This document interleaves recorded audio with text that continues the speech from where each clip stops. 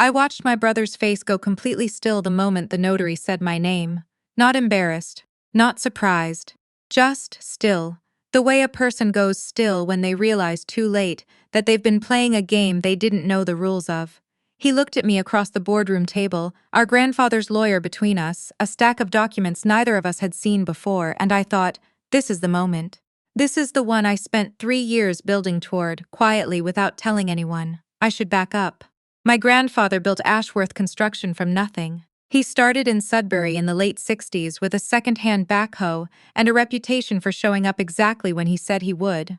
By the time I was born, the company had contracts across northern Ontario. By the time I was in high school, he'd diversified into commercial real estate, a strip mall in Barrie, 2 warehouse properties outside of Hamilton, a mixed-use development he was proud of in Owen Sound. He never stopped working. He believed, in the way men of his generation believed things, that idleness was a kind of moral failure. My brother, I'll call him by what he is, which is the older one, the one who inherited our grandfather's last name, and the assumption that came with it, had worked for Ashworth since he was 22. He had a title, Senior Project Manager, later Vice President of Operations. He sat in the good chair at family dinners and spoke about the business in the first person plural. We're expanding into Muskoka. We're looking at Collingwood. As if there was no distinction between himself and the company. I was the younger one. I was the one who went to university in Halifax and studied urban planning and came back to Ontario with a different set of ideas than anyone at the dinner table wanted to hear. I was the one who asked questions about sustainability, about community impact, about whether it made sense to keep developing green belt land when there were brownfields sitting vacant 10 minutes away. My grandfather listened to me, usually. My brother rolled his eyes, usually. My mother told me privately that I should pick my battles. My grandfather had a saying, the nail that sticks up gets hammered down. He said it with a half-smile, which meant he was using it ironically. He admired the nail. But I only understood that later. When I was 28, my grandfather had a mild stroke. He recovered most of his function, but his cardiologist told him to slow down, and for the first time in his life he actually listened. He handed more operational control to my brother. He started coming to the office only 3 days a week. He called me more often, which I didn't think much about at the time. I assumed it was loneliness, that particular kind that comes when a person's identity has been wrapped around work for 50 years and suddenly the work is somewhere else. We'd talk for an hour sometimes. He'd ask about what I was reading, what projects I was following in the industry. He asked me once what I thought the company should do about a parcel of land outside Guelph that had been sitting undeveloped for 2 years. I told him my honest opinion. He was quiet for a moment and then said, "That's exactly what I would have done at your age." Then he changed the subject. I didn't know he was writing a new will. I didn't know that for the last 14 months of his life he had been slowly, methodically restructuring how his assets were held. I didn't know he'd consulted 3 different estate lawyers. I didn't know about the numbered company he'd set up in 2023, or what it held, or who the named beneficiary was. My grandfather died in February, heart failure very fast, in the night. He was 81. He had lived exactly the life he wanted to live, and he died in his own house, and I think that mattered to him enormously. The weeks after were a blur. Arrangements, phone calls, the particular exhaustion of grief that lands on top of all the logistics. My brother handled most of the business side things. He did it efficiently, and he did it with the manner of someone who had already assumed what the outcome would be. The quiet authority of a person stepping into a role they've been mentally rehearsing. He called me once during that period to tell me that the reading of the wills was scheduled for the following Thursday at the offices of Granddad's lawyer in downtown Toronto. He said it the way you'd tell someone about a dental appointment. Informational, like I was a peripheral party to something that was primarily his concern. I told him I'd be there. Thursday was cold. March in Toronto is its own particular cruelty. The days are just long enough to make you think spring is possible, and then it snows. I took the subway because parking in the financial district before 10 a.m. is a special kind of punishment, and I sat on the train with my hands wrapped around a travel mug of coffee and thought about nothing in particular. The lawyer's name was Gregory. He was in his 60s, careful and formal in the way that certain professionals are when they've spent decades managing other people's most emotionally loaded moments. His office had a view of the lake, which was gray and choppy and beautiful. He offered us water. My brother declined. I took some. There was a third party at the table, a woman from the estate administration firm that had been brought in, whose job was to witness and document. She didn't speak much. She had a notepad and a very organized penholder on her side of the table. Gregory explained the structure of the proceedings.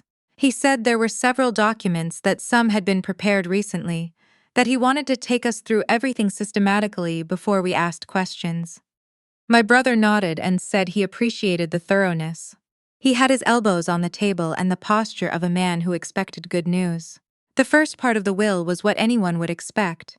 The house in Sudbury went to a family trust that would benefit my grandmother's remaining siblings. Several charitable bequests. Personal property distributed among family members. My brother received my grandfather's watch, which had been promised to him for years, and a piece of land in Parry Sound that they'd talked about building a cottage on together.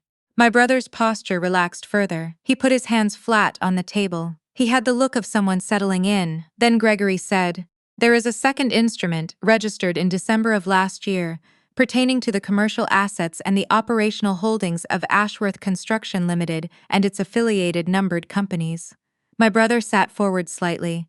Gregory opened a different folder. He said, "Your grandfather established a holding structure in 2022 and progressively transferred the majority of the commercial real estate portfolio and his controlling interest in Ashworth Construction into it over the following 2 years. The beneficiary named in this instrument effective upon his death is," he said, "my name, not my brother's name. Mine." The room was quiet enough that I could hear the ventilation system. My brother said, "I'm sorry, can you repeat that?" It wasn't a question. Gregory repeated it. He set the document in the center of the table where we could both see it. My name was there in plain legal type. Beneficiary of the Ashworth Family Holdings Trust, the commercial properties, the controlling interest in the construction company, everything my brother had spent 15 years assuming would be his. I looked at the document and then I looked up, and that's when I saw his face go completely still. He looked at me the way you look at someone when you're trying to find the evidence of a betrayal, and then he said, "You knew." I said, "I didn't." He said, "Don't do that. Don't sit there and tell me you didn't know." I said, "I genuinely did not know. Granddad never told me." He was quiet for a long moment. Then he looked at Gregory and said, "There has to be a challenge mechanism here." He was recovering from a stroke. His capacity, Gregory said very calmly, that our grandfather had undergone a formal capacity assessment in spring 2023, documented by 2 independent physicians, precisely because he had anticipated that the distribution of his estate might be contested. The assessment was in the file. He had been found fully competent by every measure. My brother sat back. He looked at the ceiling. He was doing the math, I think. I watched him reconstructing that timeline, figuring out when our grandfather had started making these decisions, looking for the moment where he could place the fault. He said, "He talked to you. All those phone calls. You put ideas in his head." I said, "We talked about the industry, about projects. He called me." My brother said, "And I want to be precise about this, because I have thought about it many times since. You were always the one he wanted you to be. I was the one who actually showed up." I didn't have an answer for that. Not a fast one in that sentence that I've sat with for a long time because it isn't entirely wrong. What I said was, "I know." He left before Gregory finished walking through the documentation. He took his coat from the back of the chair, and he thanked Gregory very formally, and he didn't look at me again. Here is the thing about inheriting a business you didn't expect to inherit. It is not a gift, exactly. It is more like being handed a very complicated instrument and being told that people are depending on you to play it correctly. I knew Ashworth Construction the way a person knows their family home. I could navigate the layout, I understood the general function of every room, but I had never been responsible for the maintenance. I knew the industry from the outside, from school and from reading, and from those long phone calls with my grandfather. I did not know the day-to-day. The first month was humbling in ways I hadn't anticipated. There were project managers who had worked for Ashworth for 20 years and who looked at me across conference tables with a very polite, very professional form of skepticism. There were contracts mid-negotiation, there were supplier relationships and municipal permits and a dispute with a subcontractor in Barrie that had been quietly festering for months. My grandfather, I came to understand, had known all of this. He had put me in this position not because he thought it would be easy, but because he thought I would handle it honestly. He told me once, and this came back to me very clearly in those first weeks, that the one thing a business can't recover from is leadership that doesn't respect the work. He'd seen it happen. He said it was always slower and more total than anyone expected, the way a building foundation fails. Quiet and invisible until it's too late. I hired a general manager who had 20 years in the construction sector and who I was honest with, upfront, about what I knew and what I didn't.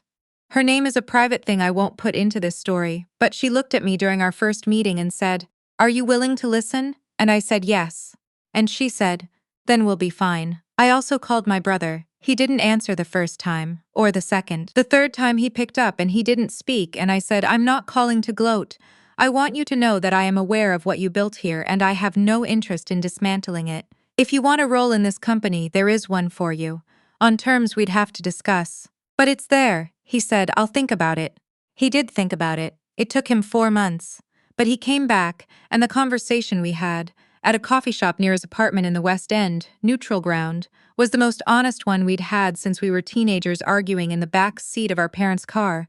There was a lot underneath it. There always is, with siblings. The long accumulation of assumptions about who you each are and what you each deserve, and whose version of the family story is the true one. I can't speak for what he walked away with. I can only say that I walked away feeling like I had finally met my brother as a person rather than as a role. He took the role of director of field operations. He's good at it. He's very good at it, actually. He has relationships with people on the ground that took 15 years to build, and that matters enormously in this industry. I think our grandfather knew that too. I think he understood that putting me in charge was not a statement about who was more capable, but about who would make the decisions he would have wanted made. I think about that a lot when things get hard, and things do get hard, regularly. The Guelph parcel came up again 8 months in, same land I'd given my grandfather an opinion about on the phone 2 years earlier. There was a development firm approaching us about a joint venture, dense residential, fast timeline, the kind of project that looks good on paper and generates noise and pressure from all directions. I sat with the file for 3 days. I walked the land on a gray November morning with a site assessor and a representative from the local planning office. I read the environmental assessment from 2019 that the previous developer had quietly shelved. Then I said no to the joint venture. We partnered instead with a nonprofit housing developer and structured a mixed-income project with a longer timeline and lower initial returns. My brother thought I was being impractical. My general manager said it was the right call for the long-term reputation of the company. The planning office approved it faster than anything they'd seen in years, because we'd actually read their official plan. My grandfather would have done the same thing. I know that now. I know it because I finally understand what those phone calls were. They weren't just him being lonely or just enjoying my company, though I think both of those things were also true. He was teaching me. He was doing it the way he did everything, quietly, indirectly, without announcing what he was up to. The nail that sticks up gets hammered down. He said it with a half smile because he was the one who had decided which nails were worth protecting. I found out afterward that he had kept a folder. His lawyer gave it to me 6 months after the estate settled. A physical manila folder, the kind no one uses anymore, with my name written on the tab in his handwriting. Inside was a collection of things. An article I'd written for a planning journal in grad school, annotated in the margins in his hand. A photograph of the two of us at a job site in Barrie when I was maybe 12, both of us in hard hats that were too big for us. A note, 1 page, handwritten. The note said, "You always ask the right questions. That's rarer than you know. I'm sorry I didn't tell you all of this while I still could. Look after the work, and look after the people." In that order, I read it 3 times sitting in my car in the parking lot of a Tim Hortons in Etobicoke. Then I folded it carefully and put it back in the folder, and I've kept it in my desk drawer since then. Some things are too important to display. My brother knows about the note. I told him about it, though not what it said. He was quiet for a moment and then he said he always had a plan. It didn't sound like resentment anymore, the way he said it. It sounded like recognition. That's the closest we've come so far to being okay. We're getting there.